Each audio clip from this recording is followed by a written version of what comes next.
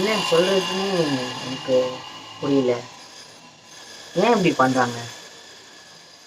₹1 சம்பாதிக்க எவ்வளோ கஷ்டம் தெரியுமா? ஆனால் ஈஸியாக நீங்கள் இந்த மாதிரி பண்ணிடுறீங்க. என்ன சொல்கிறதுன்னு புரியல. இந்த வீடியோ பாருங்கள், கண்டிப்பாக உங்களுக்கு புரியும். சே, என்ன கொடுமை பார்த்தீங்களா? அவங்க சிவேன்னு நடந்து போயிருக்காங்க. எதில் வந்தவன் வந்து யாருமே இல்லை அப்படின்னு நோட் பண்ணிட்டு அட்ரஸ் கேட்குற மாதிரி என்ன பண்ணால் அவங்கள கூப்பிட்டு எந்த இடம்னு கேட்டிருக்கான். அவங்க என்னப்பா சொல்கிறேன்னு புரியலன்னு சொல்லியிருக்காங்க. உடனே பக்கத்தில் வந்து கழுத்தில் இருக்க செயினை அறுத்துட்டான். பாருங்களேன், பக்கத்துலேருந்து ஹெல்ப் பண்ண கூட யாருமே ஆளே இல்லை. டேய், இந்த மாதிரி பண்ணி என்னடா பண்ண போகிறீங்க நீங்களாம்? நீ மாட்டிக்க தான் போகிற, எப்படி இருந்தாலும் கண்டிப்பாக உன்னை பிடிச்சிருவாங்க. ஆக்சுவலாக இது எங்கே நடந்தது அப்படின்னு பார்த்தீங்கன்னா, ஐயோ எந்த இடம் அப்படின்னு பார்த்தீங்கன்னா, ஆந்திராவில் பார்த்தீங்கன்னா இந்த இடம் இந்த மாதிரி நடந்திருக்கு. இது ஆந்திரா மட்டும் இல்லை, எல்லா ஊர்லேயும் இந்த மாதிரி திருட்டு நடக்க தான் செய்யுது. என் லைஃப்பில் கூட இந்த மாதிரி நடந்திருக்கு. ஒன்றும் இல்லை, நிறையாவே நடந்திருக்கு. அதை சொல்கிறேன், நீங்கள் கேளுங்க. நீங்கள்னா ஜாக்கிரதையாக இருங்க இனிமேல். இந்த வீடியோவை நீங்கள் ஃபுல்லாக பார்த்துருப்பீங்க. எவ்வளோ கஷ்டமாக இருக்குல்ல?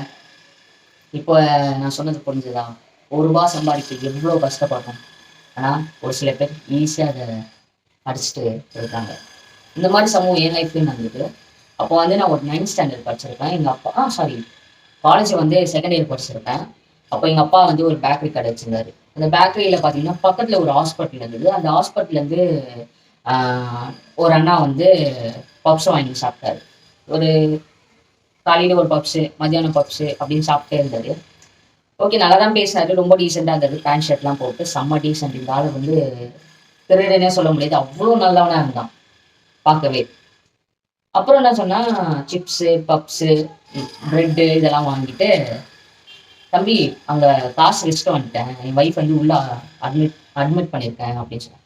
சரி, நான் போய் எடுத்து வாங்க, நான் வெயிட் பண்ணுறேன் அப்படின்னு சொன்னால், எல்லாத்தையும் வாங்கிட்டு ஹாஸ்பிட்டல் போகாமல் ஸ்ட்ரெயிட்டாக போனேன். எனக்கு டவுட் வந்துச்சு, எங்கே போகிறான் அப்படின்னு சொல்லிட்டு. ஐயோ, கடையில் வேறு யாருமே இல்லை அப்படின்னு சொல்லிட்டு அவர் பின்னாடி போனேன்னா, எங்கே நான் போகிறேன், காசு கொடுண்ணா அப்படின்னு. தம்பி இதோ இங்கே தான் பக்கத்து போகிறேன், ஒரு 5 நிமிஷத்தில் வந்துடுறேன் அப்படின்னு சொன்னேன். போனவன் அப்படியே போயிட்டான், வரவே இல்லை.